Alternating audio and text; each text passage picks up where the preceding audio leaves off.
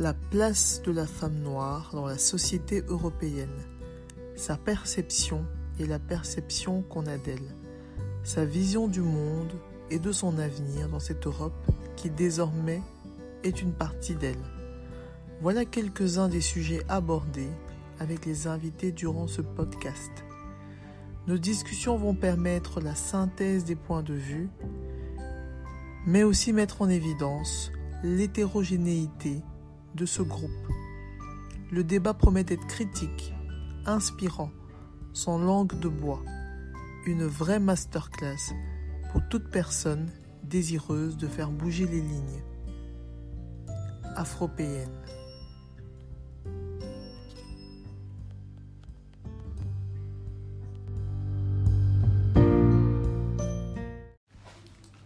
Bonsoir Sokna. Bonsoir. Bienvenue sur le podcast Afropéenne. Bienvenue à toi également. Je suis vraiment contente de pouvoir enfin t'enregistrer. Je t'ai couru après. Tu es la bienvenue, effectivement. Ouais. Tu es la bienvenue et comme je le dis toujours, c'est ta maison. C'est vrai. Comme voilà. Ouais, donc tu m'as toujours bien accueilli. tu m'as toujours dit, Sokna, il faut qu'on parle et aujourd'hui, voilà, c'est arrivé. Je suis très contente Ça me tenait à cœur. de pouvoir échanger avec toi. Oui, c'est gentil. Ça me tenait vraiment à cœur de t'avoir sur le podcast parce que je trouve que tu fais quelque chose d'exceptionnel. Et il faut absolument que tu en parles, que ça se sache et que tu inspires d'autres personnes. Merci, ça me touche. Ouais. Ça me touche vraiment. Alors, avant de commencer, je demande toujours aux invités de se présenter, que les auditeurs puissent vraiment comprendre qui tu es. Ok. Ben, moi, je suis Sokna Ndiaye, originaire d'Afrique d'abord. D'accord. Donc, je suis sénégalaise de père et de mère. Ok. Mais par contre, je suis une personne ayant pour moi deux cultures. Je suis née en Côte d'Ivoire. Ah, d'accord. J'y ai fait mes études. Ouais. Donc, j'ai, en plus de la culture sénégalaise que mes parents m'ont inculquée, j'ai aussi la culture ivoirienne. Donc, voilà, je suis mariée, mère de deux enfants, dont un de 8 ans et un de 6 mois. Donc, je suis... C'est mignon. Voilà. Donc, voilà. Ok, très bien. Je vais savoir, est-ce que le mot afropéenne, c'est un mot que tu connaissais déjà? Non. Pas du tout. Tu as Juste, découvert avec voilà, moi. avec toi, Oui. parce que je suis allée quand même voir ce que tu fais d'ailleurs, que je trouve louable de, voilà. Ouais, c'est mais gentil. franchement, je ne connaissais pas afropéenne, Oui. soit africaine ou Oui, européenne, mais je pas le n'ai mix. jamais, voilà. Mais est-ce que tu te sens concernée? Est-ce que ça te parle? Ben, je dirais oui maintenant, parce oui. que voilà, je suis quand même une africaine à fond. C'est vrai que j'ai un mari vivant ici, originaire de l'Europe. Je dirais oui, parce que quand même, mes enfants sont et moitié sénégalais et moitié belges. Donc, de par cette mixité, je dirais que oui, je suis afropéenne. Tu te sens afropéenne, ok. Et donc, tu en as parlé déjà un tout petit peu, mais comment tu as reçu l'invitation? Comment je t'ai demandé de participer? J'ai passé par beaucoup d'émotions. Effectivement, parce que déjà, je veux dire que je ne te mens pas qu'il y a plusieurs personnes, plusieurs sœurs, plusieurs frères qui m'ont approché, mais j'ai été toujours... J'aime pas être interviewée, j'aime pas être, je sais pas pourquoi, parce que c'est pas dans mes habitudes. Mais venant de toi, ça a été vraiment, je dis, carrément, c'est ma sister et voilà, il faut que, voilà, c'est elle quoi. Il faut que, voilà, je sois avec toi et j'ai trouvé déjà cette démarche très, très importante pour la communauté. Ça nous encourage quelque part, se sentir vraiment valorisé déjà par les miens. Oui. Je me sens vraiment bien avec cette idée-là. Okay, je préfère déjà que ma communauté ne me connaisse d'abord que d'autres d'abord. Et voilà quoi. Donc j'ai adoré, j'ai aimé vraiment ton approche et ça, comme je le dis, ça me touche venant de toi. Ça fait plaisir, ça fait plaisir. Alors, dis-moi. Pour essayer de mieux te connaître, on va évidemment arriver à ton activité principale qui est vraiment le sujet qui m'intéresse. Mais est-ce que tu peux nous parler un tout petit peu, vite fait, de ta vie, ton enfance, comment, qu'est-ce qui t'a amené à ce que tu fais maintenant? Voilà. Moi, comme je le disais, de mon enfance, de ma jeunesse, j'ai été déjà une fille d'une grande famille, de la famille Ndiaye, qui était, peut-être pour ceux qui connaîtront, qui était sur la Côte d'Ivoire au niveau de Daloa. Mon père était entrepreneur, donc il était déjà dans ce milieu d'échange. Il était et dans la construction et dans tout ce qui est meubles et autres. Donc, pour ceux qui nous connaissent bien, mon père a dû mettre, comment dirais-je, faire des meubles. Il a offert des meubles à l'époque à l'université de cette ville où on était. Donc déjà, on était déjà petits dans cet échange avec la communauté. Après, j'ai dû faire un cursus d'hôtellerie. J'ai eu une bourse du lycée hôtelier d'Abidjan. Donc j'ai commencé dans le service. L'échange déjà était déjà là, servir et autres. Donc d'où l'échange que j'ai eu. Et après, dans ce milieu-là, j'ai dû rencontrer mon mari. Après, on a eu une crise post-électorale en Côte d'Ivoire. Mais avant ça, on avait ouvert un Airbnb. Mais non, en Côte d'Ivoire. Voilà, en Côte d'Ivoire. Il s'appelait l'Atomium d'ailleurs.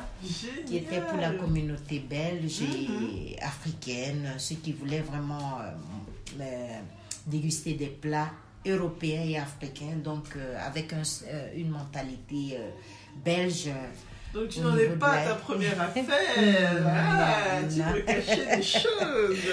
Donc voilà, et après avec la crise post-électorale de 2010-2011. Et tous les désordres qu'on a connus.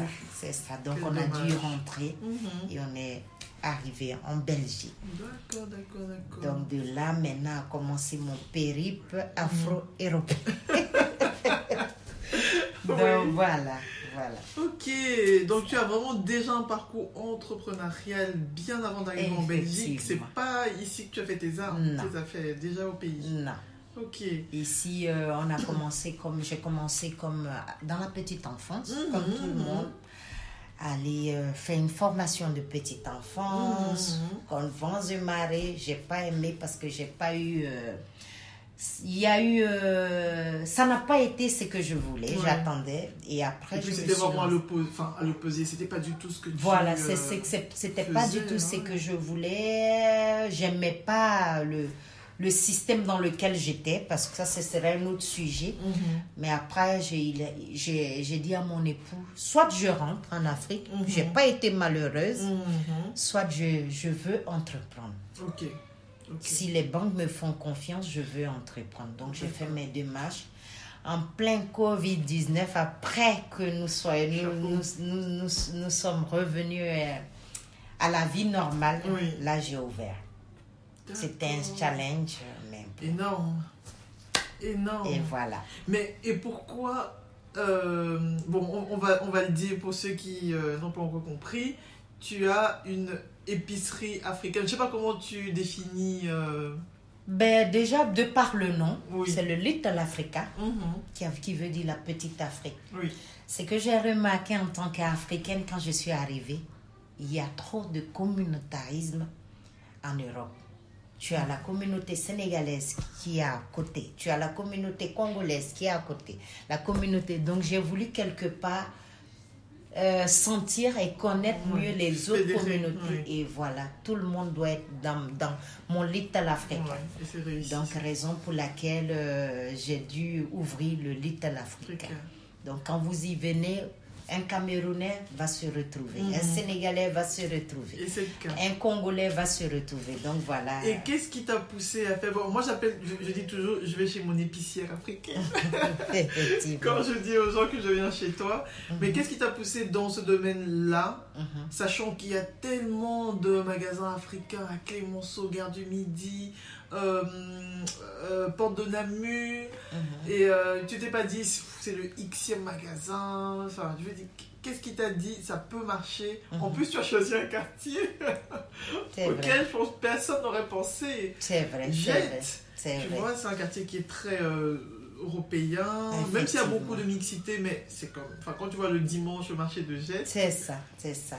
Ben, voilà. J'ai déjà choisi ce quartier-là parce qu'il n'y en avait pas du tout. Oui, donc tu pas mais peur, déjà, j'avais voulu faire du Airbnb. Oui, tu voulais reprendre voilà, ce que tu connaissais. Un établissement, essayer de le mettre à... Mais je me suis dit non, je vais aussi m'ennuyer là.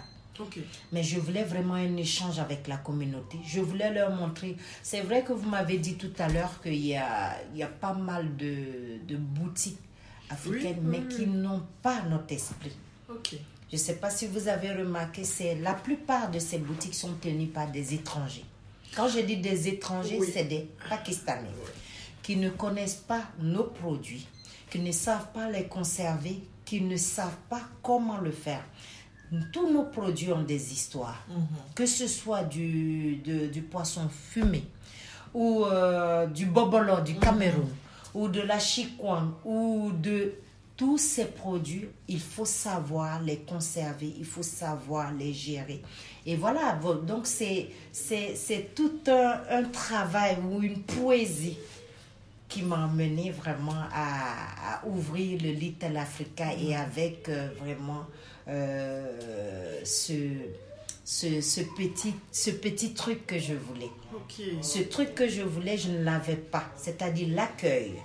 C'est-à-dire apprendre, expliquer à nos enfants qui sont nés ici qu'est-ce que c'est qu'une chikwang, comment on le fait, qu'est-ce que c'est que l'atiéké, voilà, je voulais que mon épicerie soit un peu unique en son genre.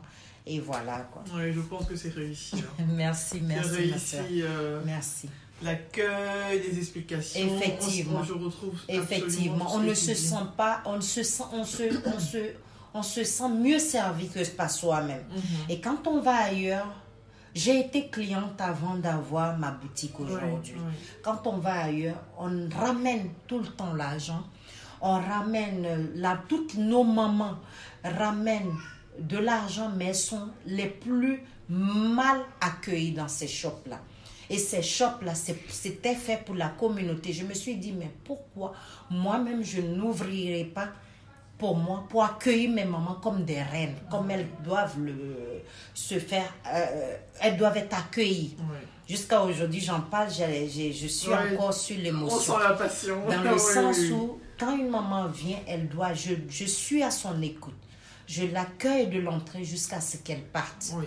Donc, j'espère vraiment de tout mon cœur que toutes les communautés n'auront pas peur d'ouvrir eux-mêmes leur propre business en suivant ce truc. Parce que les mamans, elles sont là, c'est pas des voleuses, c'est pas des trucs. Elles ont toujours travaillé toute leur vie. Oui. Donc, je voulais vraiment avoir que la communauté africaine d'abord ait sa place chez moi. Là, on est au-delà du business, là. On est vraiment sur un projet de vie. Effectivement, c'est un tout. Un projet communautaire. C'est un tout. Beaucoup de valeur. C'est un tout. On doit avoir de la valeur. On a toujours eu de la valeur et on doit continuer à l'avoir. Je vais dire jusqu'à aujourd'hui, quand les autres communautés rentrent dans ma boutique, ils sont vraiment contents. Dans le sens où, là, on est en Afrique. Oui, j'ai dit, effectivement, c'était le but. Si vous voyez de la décoration aux produits, vraiment, j'ai voulu vraiment que ce ne soit pas des cartons qui accueillent les clients ou les produits par terre. Non. Et, enfin, moi, c'est un truc qui m'a frappé quand je suis entrée la première fois. Ça sent beau. Effectivement. Ça, c'est toujours quelque chose qui est un peu désagréable dans les magasins africains. C'est que ça sent... Et moi, j'ai rien contre les odeurs, mais c'est quand même pas très chouette d'arriver à un magasin qui sent le renfermé. C'est ça. Qui sent le bobolo, parce que le bobolo, malheureusement, ça sent pas très bon. Un Pakistanais ne saura pas comment gérer ces produits-là. Maintenant, tu l'expliques, je comprends. Un Africain sait comment il fume son poisson. Il sait comment il gère ses bobolos. Il sait comment... Si tous ces produits qui doivent respirer, vous les étouffez dans des cartons, vous les mettez dans des endroits qui ne sont pas hygiéniques avec, excusez-moi du terme, voilà, j'ai voulu faire la différence. Mettre ces produits-là dans des insectes, fini de travailler, ne pas nettoyer, ne pas enlever tout ce qui... Donc, vous voyez ce que tout cela engendre. Et moi, c'est difficile, même mon Little Africa, c'est mon bébé. Donc, chaque jour de la journée, quand c'est calme, il faut que je nettoie, il faut que je range, il faut que...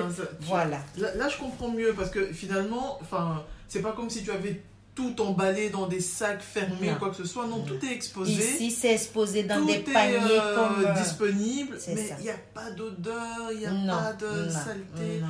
Franchement... Nos produits sont les plus nobles, ils sont les plus bio, ils sont les plus faits, en général, sans rajout chimique, en général. Donc, c'est les produits les plus nobles. Mais pourquoi ne pas les servir et profiter de toute cette fraîcheur qui vient d'Afrique? Ok. Eh ben, chapeau. Merci. Et quand tu t'es lancé dans l'aventure, effectivement, comment ça s'est passé au niveau financement, au niveau organisation, trouver le local, tout ça? Est-ce que c'est quelque chose qui a été difficile pour toi qui n'était finalement pas d'ici à cette époque-là? Ça a été et difficile et facile, dans le sens où j'ai voulu, dès le début, en tant qu'entrepreneur, être dans la droiture. Très important. Quand on est en Europe, ils ont une liste que vous deviez suivre, que ce soit sur le côté des documents, que ce soit sur le côté administratif. J'ai commencé par là. Donc, Dieu merci, les banques m'ont suivi. Et à partir de là... Parce que le projet était... voilà. Était intelligent. Il était déjà... faire un business plan. Tout. J'ai commencé par un business plan, comme tout entrepreneur d'ailleurs. J'ai commencé par là. Et imaginez-vous qu'en Europe, la moitié des gains que vous avez avec la banque, un prêt ou quoi, part dans l'administration. Donc, il ne faut pas avoir peur d'avoir un soubassement, une fondation solide administrative. Après, quand ils vérifient une ou deux fois, ils vous lâchent les baskets, comme on le dit. Mais si vous commencez vraiment avec le côté fraude, le côté non, je ne fais pas ça, ça va coûter, mais ça paye. Après, vous avez votre paye et vous travaillez tranquillement. Ok, d'accord. Il faut vraiment monter patte blanche dès le début et après on peut continuer son chemin tranquille. Pas essayer de gagner. Non, il faut être clean. Des petits papiers. Quand on veut être un vrai entrepreneur, surtout en Europe, il faut être honnête au départ. Tu ne vas pas gagner tout de suite. Mais avec le temps, jusqu'à aujourd'hui, on ne peut pas se dire qu'on est OK parce qu'on a, comme je l'ai dit, j'ai pris un crédit. Donc, pour faire comprendre à mes jeunes frères et sœurs, c'est que pour vraiment perdurer dans son business ici en Europe, il faut être vraiment carré sur tous les bords. Il faut pas avoir une vision aussi à long terme. Parce que c'est peut-être ça le problème. Les gens sont là dans 2 ans, dans 3 ans, dans 5 ans. C'est pas ça entreprendre. Rentrer dans ses frais, ça demande du temps. C'est ça. Il faut être patient. Il faut être patient. Pour vous dire que depuis l'ouverture, on a arrêté avec le Covid, disons. Je vais rentrer un peu dans ma vie privée pour vous dire que ça fait 3 ans, bientôt 4 ans que je ne vais pas en vacances. La vraie vie d'entrepreneur, effectivement. Ça c'est les vraies réalités. Effectivement. Donc, il faut, si vraiment on veut se battre ici, il faut vraiment beaucoup de sacrifices. Il faut beaucoup de sacrifices. Donc, voilà mon parcours un peu qui fait que le Little Africa tient toujours parce qu'on a eu des hauts et des bas. Le Covid ici, aujourd'hui, on a une guerre qu'on n'a pas demandé. Là, sur la voie, on a des travaux. Non, mais vraiment... ça, j'allais justement te demander ces travaux. Voilà. Mais tu es là. Fight. Voilà, on ne lâche rien. Jusqu'au bout. On ne lâche rien. Jusqu'au bout. En tout cas, franchement, je le redis encore, moi, depuis que tu es là, je n'ai plus mis un pied à Matongué. Merci pour moi déjà. Effectivement, et il y a beaucoup de mamans qui le disent. Il y a beaucoup de mamans qui Et à le côté de disent. ça, on a un accueil exceptionnel. Mais c'est chez Non, toi. mais c'est une fierté que je C'est chez peux pas toi, ma imaginer. soeur, comme Ouais. je le dis, le Little Africa, c'est la petite Afrique. Ouais, je pense que le projet Quand est vous vraiment réussi. venez et que vous vous sentez déjà comme chez vous, j'ai déjà gagné quelque chose. Ok. Parce qu'aujourd'hui, on oublie notre culture quelque part. On oublie nos principes. C'est vrai que je suis entrepreneur et que je ne jette pas. Mais le fait qu'un client sorte, surtout une Africaine, parce que c'est un magasin d'abord fait pour les Africains, sorte heureux, j'ai gagné. Ok. Ma journée, j'ai gagné un client de plus, j'ai gagné une satisfaction. J'essaie toujours d'essayer de me surpasser positivement et ça paye. ça paye aujourd'hui. Et vous n'êtes pas la seule d'ailleurs. Il y a pas mal de clients qui sortent là. Quand je viens juste pour une banane, je sors avec un... C'est la Et caverne voilà. d'Alibaba. Voilà. Ça, c'est Voilà. la caverne d'Alibaba. On fait tout. trouve toujours. C'est Moi, ça. parfois, je viens pour acheter des petits chips pour mes enfants. Pour C'est ils ça. avec 3 sacs. C'est ça. Et tout le monde, mais je dis c'est faire pour, parce que je reste pas là à suivre ce que tout le monde fait. Non. J'appelle l'Afrique, vous avez ça, on me ramène. Vous avez ça, je veux que les Africains se sentent bien chez moi. Oui. Ah ouais, Sorna, ça fait combien de temps j'ai pas mangé ça Oui. depuis moi. Mais quand j'entends ça, ça me fait plaisir Oui. parce que je sais ce que nous avons dans le cœur. Quand on quitte nos pays, on laisse tout derrière. Donc il y a des personnes qui viennent dans ma boutique pour juste chercher. Il peut rester 1 heure à papoter, à causer et ça fait du bien. On est C'est bien ça, ici. On c'est est chez ça. soi. Ouais. C'est ça, c'était le but et Dieu merci, je l'ai. Attends. j'ai- Bravo. C'est ça. Et comment est-ce que tu vois l'avenir du coup? Ben, l'avenir, je le vois positivement, toujours en essayant de continuer. Et si la communauté continue de me hisser vers le haut, je suis là, le petit. Peut-être que ça sera le grand Africa. Le Big Africa. Donc, pour l'instant, c'est le Little Africa et on fait notre petit bonhomme de chemin. Et Dieu merci, j'ai mon époux et mon partenaire qui me soutient toujours. Ok. Donc, voilà. Donc, c'est ce qui fait que sinon, c'est pas du tout facile. Quelquefois, je vais le dire et je veux qu'elle m'entende ou qu'il m'entende. Quelquefois, c'est dur. Tu dois vraiment bien pleurer un bon coup et te relever, mais on lâche rien. Yes. On continue. Mais je crois que c'est important de le dire, que les gens qui se lancent sachent que c'est pas facile. Mais c'est gratifiant. C'est pas facile. C'est gratifiant parce qu'aujourd'hui, comme je le dis, j'arrive à vraiment avoir, ne serait-ce que, on ne parle pas du côté financier, mais j'ai de belles personnes dans ma vie grâce à ce business aujourd'hui. J'ai commencé toute petite, je ne savais pas où aller, mais j'avais quand même toujours mes convictions. Je voulais que ça reste tel. Quand mon époux essaie de me ramener un truc à la toubab, j'ai dit non. Ça, on ne veut pas. Les mamans, elles sont africaines et on doit faire découvrir la culture à d'autres communautés comme ça, ils connaissent. Et effectivement, il y a des enfants européens qui viennent. Bonjour madame, excusez-moi, ça c'est quoi? Ou des petits Africains qui sont nés ici, qui ne savent pas ce que c'est que le baobab. Je leur montre, je leur apprends beaucoup de choses. Ça c'est quoi ma soeur? L'huile de palmiste. C'est quoi l'huile de palmiste? J'explique. Il y a tellement de choses. Il y a que des trésors ici. Effectivement, il y a énormément de choses qui font que voilà, on a un échange avec la clientèle.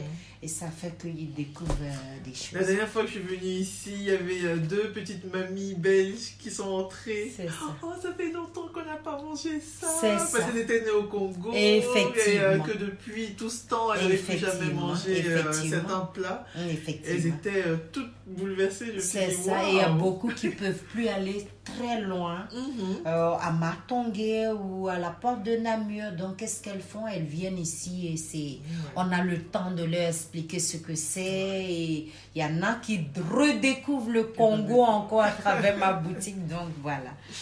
Et est-ce que être une femme, être une femme noire, être une noire tout court, est-ce que c'est quelque chose qui, tu penses, qui a marqué ton parcours d'une façon ou d'une autre? Ou pour toi, c'est pas un sujet? c'est pas... Si, quand même, parce que au début, avec l'aide que j'avais de mon mari, ça a été un tout petit obstacle que j'ai dû réactualiser dans le sens où être une femme noire, déjà, tu as un compagnon ou un époux européen, c'est déjà vers cette personne on va directement. Donc, voilà, même la communauté, c'est cette erreur faite. Donc, j'essayais de faire comprendre, lui, je disais, bon, ça a été ce petit obstacle-là que donc j'ai appris moi-même à prendre les choses en main, essayer de faire comprendre à mon époux, voilà, de lâcher un peu la main. Sinon, côté business, non. Non, parce que vraiment, comme je vous le disais, business is business. Et comme je vous le disais, il faut être juste réglo avec tout ce qui est administratif. Mais qu'est-ce qui est différent de la boutique asiatique où tu vas voir la dame asiatique derrière son comptoir, c'est pas... Mais juste qu'il faut 2 fois plus bosser. Il faut être juste patient avec la communauté. Dans quel sens? Dans le sens où il y a des choses, il faut vraiment en tant que commerçant, parce qu'il y a beaucoup de personnes qui viennent qui me disent « Tu es gentil !» Je dis c'est normal, mais je passe par ton canal pour vraiment des personnes qui veulent se lancer. En tant que femme noire, il faut cette douceur aussi. Il faut apprendre à être à l'écoute de la communauté, à l'écoute du client qui est devant vous. Et voilà, sinon vraiment, c'est juste ce petit côté qui m'a un peu fatiguée. Mais j'ai dû remettre chaque chose à sa place, reprendre ma place de chef d'entreprise. Mon homme, il vient, il m'aide, mais il est toujours à côté. Et voilà, il me propulse aussi, il m'aide à...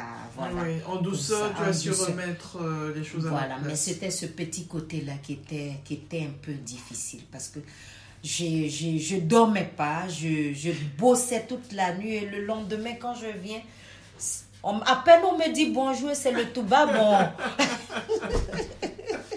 C'est le tout bas, on pense qu'il est le patron, donc quelque part, il faut qu'on reprenne les choses. Et tu dis même les gens de la communauté. Effectivement, c'est eux-mêmes qui m'ont, c'est surtout la communauté. À quel point on est conditionné. Voilà, mais il faut que ça change. Et j'ai pas voulu de cela. J'ai voulu qu'on sente que c'est cette Africaine qui est dans sa boutique. On n'a pas l'habitude de voir une femme noire. Voilà. Être au devant. C'est ça. Et voilà, mais sinon, à part ça... Quand les mamans ont commencé à... C'est moi-même, elles viennent directement. Ah, le blanc, tu te mets de côté. Moi, il faut que ma soeur... Surtout quand on a des produits, surtout intimes, comme le djeka, comme le vitivier, comme le nep-nep. Il y a certaines explications qui sont vraiment un peu intimes. Là, ça devient sérieux. Là, on le met de côté. Et puis voilà, sinon, voilà... c'est ça. Sinon, ce petit côté, non, au contraire. J'ai eu beaucoup de félicitations. Vous faites quelque chose de bon, que ce soit de la communauté ou de la communauté, mais chez les grossistes ou chez les fournisseurs, tu restes toujours la personne qui a ton numéro TVA, tu viens, tu passes tes commandes. C'est juste la fatigue. Il faut avoir vraiment les nerfs solides pour, voilà. Sinon, ce petit côté où vraiment... Peut-être que je l'ai eu quand j'étais employée, où vraiment c'était difficile d'être noire et d'être... Mais en tant qu'entrepreneur, Dieu merci... c'est différent. C'est différent. C'était surtout sur le côté privé de la chose que ça m'a un peu... Mais sinon, là, on vient, il y a beaucoup de respect et beaucoup d'égards à moi. Allez, ça c'est génial. Bon, on arrive tout doucement à la fin de cet entretien. Moi, j'aime bien toujours que les invités donnent, pour moi et pour les auditeurs, un petit conseil. Mais parfois, les gens disent « Ah ben, j'ai lu ce livre qui m'a vraiment inspiré, qui m'a accompagné. » Ou parfois, c'est une musique. Parfois, c'est juste un mantra. Ça peut être n'importe quoi qui pourrait aider quelqu'un qui, comme toi, veut développer une entreprise, veut s'en sortir, veut devenir une femme noire, forte comme toi tu l'es. Qu'est-ce que tu dirais à cette personne? Je dirais à cette personne de ne jamais lâcher, de commencer, d'être correct, d'aller vraiment vers ses convictions. sans vraiment détourner son... Et c'est ce que d'ailleurs j'ai fait. Je ne suis jamais pervertie à quelqu'un d'autre. Il faut rester soi-même dans ce que nous voulons. Donc, dans n'importe quoi, si cette personne est couturière, styliste, qu'elle aille à fond avec sa personnalité. En tant que, comme le thème c'est Afro-PM, il faut toujours qu'on sache d'où on vient. Notre culture, elle est riche. On est des personnes intègres.